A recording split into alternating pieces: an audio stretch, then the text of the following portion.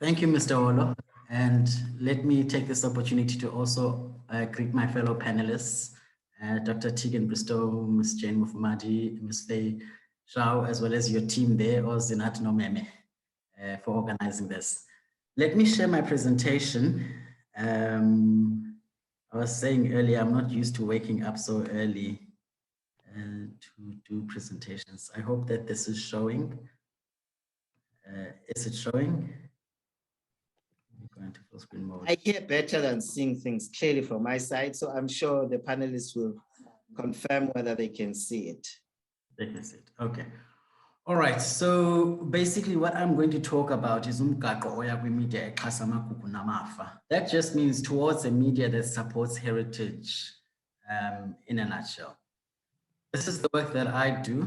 To introduce myself, I've started Iskiti Misama Xhosa in 2012, Isolezwe Lesixhosa, the first daily Xhosa newspaper in 2015. Iphepha Lam is another vernacular newspaper which does Sesotho, Xhosa, and Isimpondo in the Matatiele and former Transkei regions. And then a new paper here in Cape Town, Philippi Village News, which is for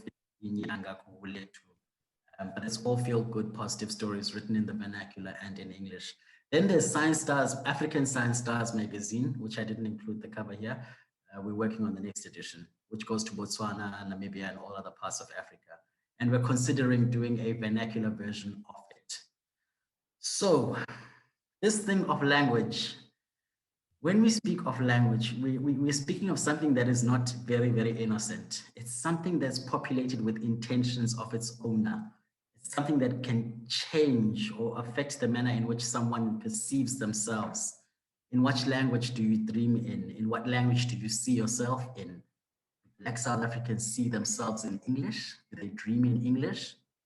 These are some of the questions that I ask myself as I do the work that I do and engage in vernacular work on digital platforms as well as in press and print in general. So I'd like to now run you through the history of Black literary heritage. We come from far. We've been publishing since the 1800s. Or J.T. Jabavu have been doing Imvo Zabensundu, or John Knox Boko were also writing, Isaac Wauchope were also writing. This was happening in Lovedale Forte way back then. So a history of capturing, or we do have a rich heritage, literary that is, in the vernacular. Where has it gone to? So we also have the Lovedale Press, which is in a state of decay right now. There were very, very popular women writers in the 1800s, or Maggie Makiwane, or Nomsizo Mqweto. They were writing in the vernacular way back then. So you then move to Lovedale Press today. It's in the state that it's in. No filing systems, books are just lying everywhere. They're still using the letterpress, all those things. Yet that is our heritage. It's our literary heritage that sits there. Books that were written by very popular Ibon Sinko or Jabavu. Those books are all just lying there and no one is actually seeing it fit to take over and preserve this heritage and digitize it. Why can I not get these books digitally and read them? Why is it that the only copy I can only get it from Lovedale Press? It's worrying. There's also Palmerton Press. I did a trip across the Eastern Cape visiting all the printing presses, the old ones. They used to print a lot in the 1840s at the Methodist Church. Where you see the gum tree there on this picture, it used to be the Palmerton Printing Press, and they used to print a magazine called Indaba Zovuyo, News of Joy, Mfazwe, Yamakholwa, all these things. So there was a lot of activity going on around Black literary heritage in the 1800s and the early 1900s. Imvo Zabensundu only died out. It died in the early 1900s. Then one of these was a Times Media. I don't know what it was called back then, but they tried to revive it and it died again in 1998. So we have nothing right now. I'm trying to also bring back that culture. We also have Mount Coke Printing Press, first Xhosa Bible printed there. It's next to King Williamstown. It used to be like that. Today, it is just a shell of its former self. Trees are growing inside. You will never, that is our heritage. Are we happy to just sit and look at these structures, gum trees now, and dilapidated buildings? So this is where I want to go with all of this. Where are today's vernacular media leaders? Who are they? Who are today's Indigenous language champions? Beyond Mugiwa Thiongo, who's in Kenya, and I heard earlier that clearly the efforts of Ngugi have failed because we are still having this discussion today, which is true. They tried. Clearly, someone has to take that baton and take it forward. Okwesi Pra, sorry, it's Kwesi, not Kwesi. Kwesi Pra, he used to be around Rondebosch here in Cape Town. He's a Ghanaian. He's done a lot of work around languages. These are people who were fighting for languages, trying to decolonize people, trying to make people understand that through language, you are colonized. Or sculpting off the colonial dandruff off your head requires you to understand that you were colonized through languages. That I am speaking a language that is not mine right now, points to a problem. I wish I was doing this in Xhosa, but when in Rome, do as the Romans do. So who are we? Who are these new Indigenous language champions right now? Let's identify these people and let them work towards putting content online, doing things. There's a lot of work to be done. I have a friend who's trying to work on a GPS that's going to speak Xhosa. Jika apa, ima apa, hi utputile. It's going to speak in Xhosa as you drive. But he's having problems with the coding, the algorithms, because computers don't recognize,